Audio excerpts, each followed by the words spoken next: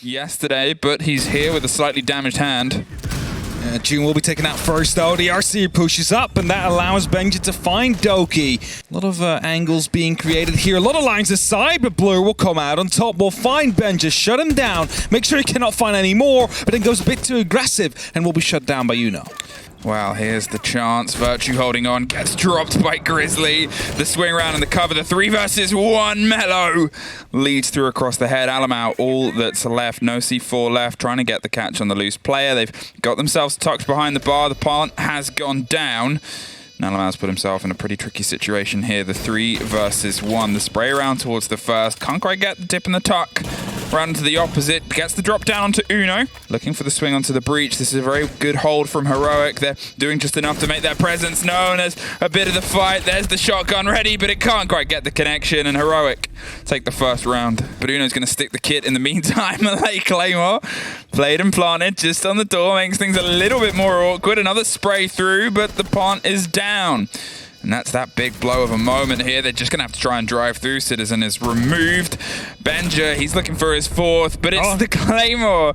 They got the end of 1, and Heroic on the opening day could turn into a bit of a blow. There's Mellow once again. There's Doom inside the site. Look at this, Heroic. Doki locked out the door here, wants to swing onto China, but cannot quite get the true connection. They're putting the kit down, but Blur puts the player down from the 2nd floor. Doki, in the meantime, coming around towards Memorial, will be picked up. Benja will find that kill. Alaman now locked off as well from the pantry stairs, leaving it only up to Blur. He will find 1. He needs to find 3 more if he wants to clutch this out, but he will not find any. And that is going to be another round here for Heroic. I have to say though, Blur is so far pulling his way. The single kill per round is generally considered quite good, as he won't find a 4th, as he will be the first to fall. A grenade from underneath as Jim tosses in a second grenade as Benja will find another opening. G2 just falling apart right here as Virtue drops on the side. It's only up to Citizen now. He will find a single kill. He needs to find more, but the plant blocked his line of sight. And it's Mellow that will be picking up that final kill. Heroic 4-0. Alamau on the roam this time instead of Doki is going to be finding the first engagement. Shuts down Ju, but he's being chased down. He needs to be careful. He's still engaging with the pistol right here. You might want to fall back as Doki comes in on the contact and will be able to find a kill of his own as well. And now suddenly it's a 5-on-3 for G2. I guess, yeah, maybe it was the impact of his own feet to rotate and just took the full damage. Grizzly takes even more Virtue. Takes care of them. Benja a little bit later and getting rid of the Banshee. They is able to find the head of Doki though.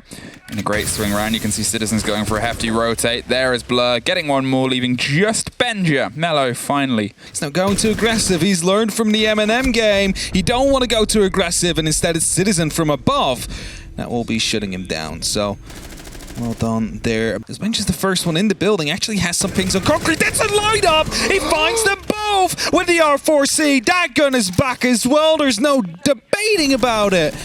And that is G2 suddenly 2 men down very quickly here, and a 1-5 is looking like it might come through soon if it wasn't for Citizen finding Benja. Because they realized more attention was being paid inside the site itself, but still, the pace, the spray through, cannot quite get the full connection. Citizen goes down. Grizzly kills Uno in the mess of it, and then finds the end of Citizen. Alamau's going to see if he can get to the 2nd story, but he's watched. Grizzly is able to make up for the one of his own. Mellow gets it, and it's a 5-1/2. Quick hop in. Benja's suddenly quite isolated. He's going to try and find a route out, and it's through a player just on the side.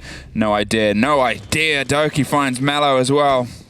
Joom's still above though. Uno is finding himself locked in as well, but as Joom has a phone call ringing, it's Virtue that just will pick him up easily. One, and as Uno uses his C4, 3 of them line up, but 2 of them come through the door, and G2 no way. Waiting for more, no finds way. 1, finds not 2. Citizen will be able to save him just in time, but Alamau's still downed. There it is, the swing around the moment. There's the lock-in Joom. He picks up the pieces, looks for the next fight, and puts some damage through, but pulls back to what he thinks is safety. They're either side of stock. Joom's tucked on the opposite side, waits for the approach. It's Virtue, and it's Virtue doing the job he did so well. They have the cover inside the site. They'll find out where the man is from that engagement, and now it's 2 versus 1 post-plant. Giving themselves as much strength as possible, as much stretch as possible. And there's the spray through. A long angle gets the down onto Virtue. There's the Flores drone. They're looking for the fight, and they just pull back. Blur's not going to stick around. He knows this is a moment he can sort of clutch it out. There's only a pocket full of seconds left.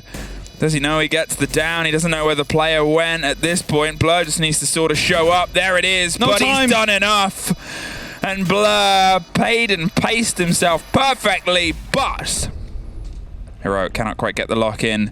A Vault player that got a little bit close, but again, you're finding them sort of lost. There's Doom on the rotate, Grizzly with the lockdown, the cold kit on the far side of Red Stairs, Citizen suffers, down Brown, and Zuno getting one more connection, and there is a flawless for Heroic. They find themselves on map point, they've guaranteed a point. G2's paying some attention elsewhere, and Doom now stacked up here has bought Mello the route out. There's a spray through, trade. Locked out, yep, traded off. Benja finding Blur though. Doki gets some revenge and Citizen's able to find Uno inside the other side of the site. They're trying to flood their way through with the kit itself. You know, time is slowly ticking down. They have about 16 seconds left if they want to start that defuse. And as Doom finds one, he needs to find two more. And within the given amount of time, he has about 5 more seconds to make it happen. And it's fair to say, it will not. It's Virtue that will shut him down. Now tucked around close and looking for the plant. Hello! He comes his way right down the middle. They suffer because of it. Blur's going to see if he can stick the kid in the meantime. Grizzly, he's buried round on the corner of Solarium. He's got to fight onto the window, but it's Benja that gets the door. Citizens removed. Doki and Benja back and forth. Leaves just Doki. The pre-fire on the angle and the pick back up of the kit. Will he hold it? Will he stick it? He's concerned about just the sort of loose spray. Apparently so. Benja's in the room though, and there it is. Heroic take 3 points off of G2 on the opening play there. How much will it mean? Well, we know how it started last time for Heroic. We know how it started last time for G2, and we know how it ended for both of them. Hyvää iltaa, Uno Meister. Hello, how are you doing today? It's been a while, my friend. Hyvää iltaa, Milos. I'm all good. How about you? I'm good. How is boot camp? Where are you guys now? We're in Oslo. Bootcamp has been quite enjoyable so far. How many days have you had so far together? I don't know, 2 weeks? 2 Something weeks like of that. boot camp.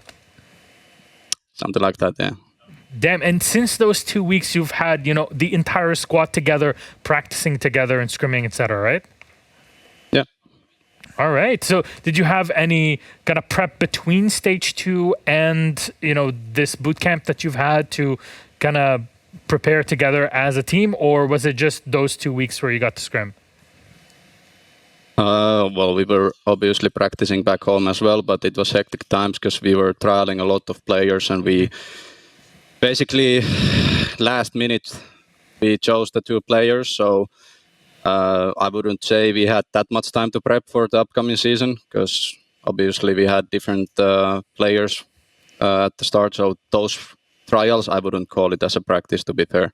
And after that, obviously, we came to bootcamp. We started making the strats. We started thinking about the playstyle and stuff. So I'm happy that we were able to show some good seeds today. Little hiccups here and there, but obviously taking a W is always good, 3 points.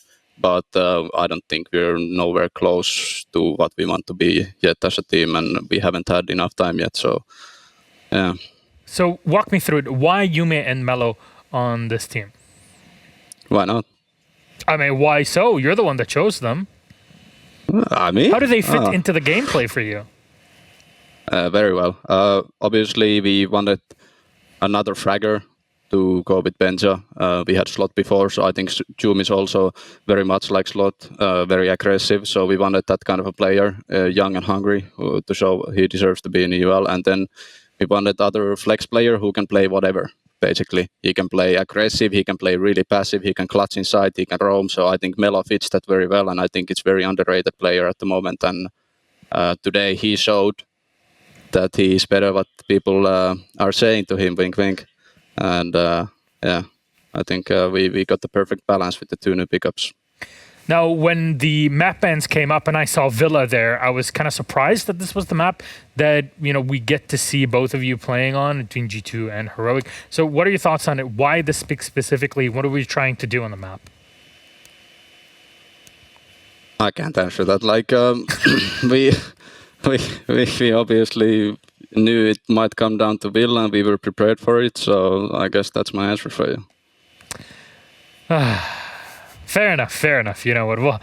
We'll have to talk about it as we go further on in the stage. Which is incidentally the next part of it is okay. It's a great start. You took down G2, an opponent that, you know, given the past two stages, they might be the ones that just are right above you and take, you know, that spot to the major. So, you know, how are you feeling about this, and what's the preparation for the rest of the stage? What can we expect from you? I mean, yes, of course.